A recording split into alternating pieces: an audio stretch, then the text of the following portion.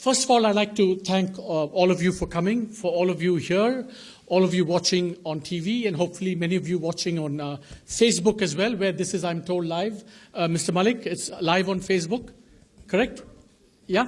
On the Ministry of Finance webpage, it's live there too.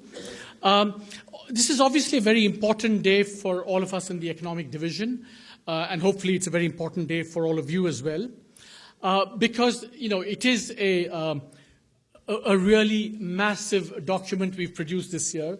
And I just want to remind you that this is just the first installment.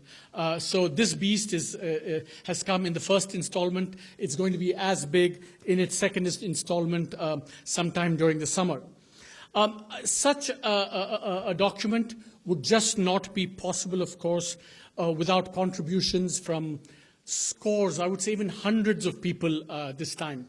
If you look at the list of acknowledgements, I hope we haven't excluded anyone, but there have been people from all over the world, private sector, public sector, academia, within India, all over India, who've contributed to this. And I really do want to thank them on behalf of the Economic Division. Of course, this is the collective product of the staff of the Economic Division, who deserve a lot of gratitude and congratulations. In particular, I want to thank the coordination unit headed by Archana Mathur, and also especially to Mr. Abdul Karim and Anthony Syriac for shepherding the process through the actual physical publication. I want to thank all the members of the Office of CEA who worked very, very hard for a very long time to produce this. There are two people in particular I wish to thank without saying that other people are not important. Everyone's been very important. All chief economic advisors need their own chief economic advisor, and mine is Josh Feldman, and who has really expanded the bandwidth of the division, the Office of CEA, and my own bandwidth. So heartful thanks to Josh. And my last but not least is I think I have to thank my fantastic boss. I call him boss, but he's actually the finance minister of the country. He has not only provided support and space to allow this to happen, but I think he will also have to be a shield for me when the reactions come in from all of you today and tomorrow. None of this, it goes without saying that none of this would be possible without the Honourable Finance Minister, and we're all deeply, deeply indebted to him for all the encouragement, support and guidance that he's provided. It's a long document. The presentation is going to be a little bit long. I beg your patience, your attention. I hope you'll be rewarded. If I see any of you, your heads dropping, I will start moving quickly. First of all, I want to begin by saying, what should be the aspiration for an economic survey? A lot of stuff has recently been written on the economic survey. What should it be about? And here I can do no better than quote one of the greatest economists of all time, John Maynard Keynes, who said this about economists, but I think it's true about any good survey as well, that it must try and do everything. It must draw upon mathematics, history, philosophy. It must study the present and the past. And very importantly, it must be purposeful and objective, and its authors must be as aloof and incorruptible as artists, yet, like grubby politicians. So we have to try and do everything. And Amitabh Bachchan, I think, says this more colorfully, I think, when he says, "Isme drama hona chahiye, tragedy hona chahiye, comedy hona chahiye, sab kuch hona chahiye." And that's what the survey, I think, tries to do.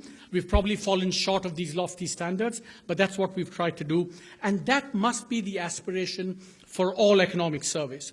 Okay, the structure of the survey, it comes in 4 parts. Just to kind of entice and tease the reader, there's a section called 8 Interesting Facts About India that you probably didn't know. So those who are, attention challenged, they can just go to that. But apart from that, there are 3 sections, what we call the perspective, which is a kind of big picture take on the economy, short term and medium term. Then what we call the proximate, all the pressing challenges in the short term, and then the persistent, all of the medium term challenges. Obviously, this is a forward-looking, ideas, analytical-based document. There will be, as I said, a review coming later in the summer. But I do want to emphasize that this is a government document, absolutely, but it also aims to provide objective analysis, and what Keynes said and what the finance minister has kind of provided the space for is to be both purposive but also dispassionate and objective. This is what we try and do. This has a lot of material, 14 chapters, a lot of it with medium-term issues as well. But today, given the constraints of time, I'm going to focus mostly on, what are some of the more pressing short-term issues. But I do hope that all of you, after, splashing headlines tomorrow, will go back and read, some of the other chapters as well. And there is a lot of food for thought here. So today's presentation, I'm going to go review developments. I'm going to talk to you about the near-term outlook, including the impact of demonetization, discuss the short-term challenges, and then conclude with some medium-term challenges as well. Okay, if you look back on the last year that's gone by, I would say that it's been characterized by robust macroeconomic stability. I'll explain how. There have also been a very impressive set of reform achievements. I will, just highlight them. And of course, you cannot ignore 2016 without focusing on what have been absolutely tumultuous external developments. The phrase we use in the survey is that these are developments forebodingly laden with darker possibilities. Darker possibilities of trade tensions, darker possibilities of retreat from globalization around the world, and of course, much more fundamental questioning about how countries should run their economies. And these are mostly happening in advanced economies, but they're going to have their repercussions on India as well. And Chapter 1, the overview chapter, has some implications for India as well. Today, I'm going to focus more on the domestic. I think it's fair to say that there's been robust macroeconomic stability in the last 1 year. Headline CPI inflation has come down. If I can get a marker while I'm talking, that would be great. The current account deficit has come down from, it used to be 3.5%, 4% of GDP. It's now less than 0.5%. Reserves are at their all-time high. And I think it's important to emphasize on the external front that last year, 2016, we've survived two major shocks. One, the FCNR redemptions that people, now can forget because it went so smoothly. And second, also, the volatility from both the US elections and demonetization. I think externally we've weathered that very successfully.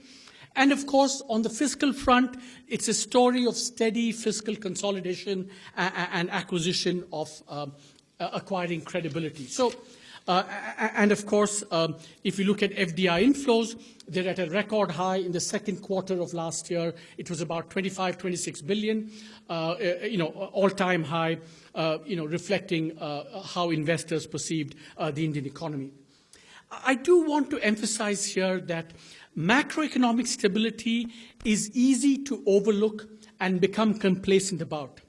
But it is absolutely fundamental to anything and everything that any government wants to do and is able to do going forward in terms of meeting the long-run goals of growth, justice, and employment.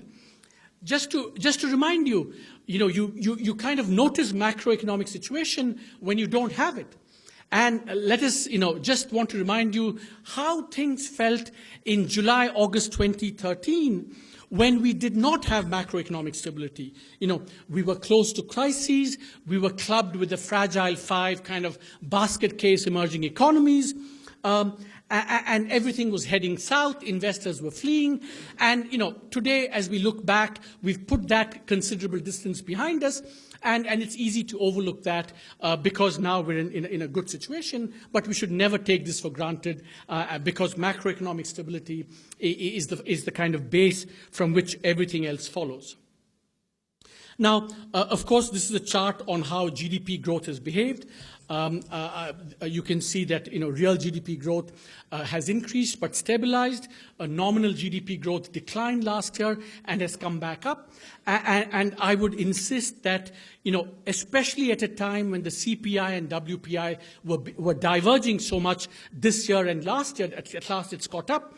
Nominal GDP growth was an important indicator to monitor. Now, if a year ago, someone had stood in front of you and said that the government within the next 1 year would implement an absolutely landmark GST bill, would secure passage of the bankruptcy law, would codify the institutional arrangements in the form of a monetary policy committee, and would pass the Aadhaar bill, if someone had said that a year ago to you, you'd have probably greeted that with skepticism, quite rightly so. But yet, a year on, I think all these achievements have happened, and legislatively with near unanimous political support. So I think, again, it's something that we kind of tend to forget. We've had, the absolutely, transformational GST, which is going to have all kinds of positive impacts on investment, on tax compliance, on governance, on growth. And of course, it's an absolutely radical experiment in the governance of cooperative federalism, and we're already seeing the benefits from that. The finance minister and, of course, my good friend Hasmukhji were instrumental in doing this, but it's just an absolutely landmark achievement which we should recognize. In addition, FDI was liberalized. I think we've also had this UPI being implemented, which, because of the interoperability that it creates, is going to make JAM a reality, because it's going to make M-Mobile an integral part of JAM. And of course, the government also had taken some important steps to promote the labor-intensive sectors like apparels and made-ups. Now, just as an aside, I would like you to go, see, despite all these achievements, it's very interesting that the ratings agencies have not reflected this. So there is a box in Chapter 1 where we show how maybe what kind of inconsistent standards the ratings agencies have. We call this poor standards, because Standard & Poor's said last year that, there's no way we can upgrade India because of its low GDP and fiscal deficit. But actually, if you look at how they have rated China and India, it's absolutely astonishingly inconsistent. China is about 6 grades above us on the ratings, AA minus, BBB minus for India. And yet, since 2008 onwards, 2 absolutely key indicators of risk have, in the case of the indicators being growth and credit growth, China's GDP growth has come down dramatically. Its credit to GDP has risen dramatically, and everyone acknowledges that this is the single biggest risk to not just the Chinese economy, but to the world economy. India's indicators have moved in exactly the opposite directions. And yet, how did the ratings agencies behave? They upgraded China, and they did not, despite all these risky developments, they did not downgrade China, whereas, in fact, for India, the rating was maintained 6 notches below China. So it's an interesting thing about how, I think, reflection on how these, institutions work, but I think we should question them.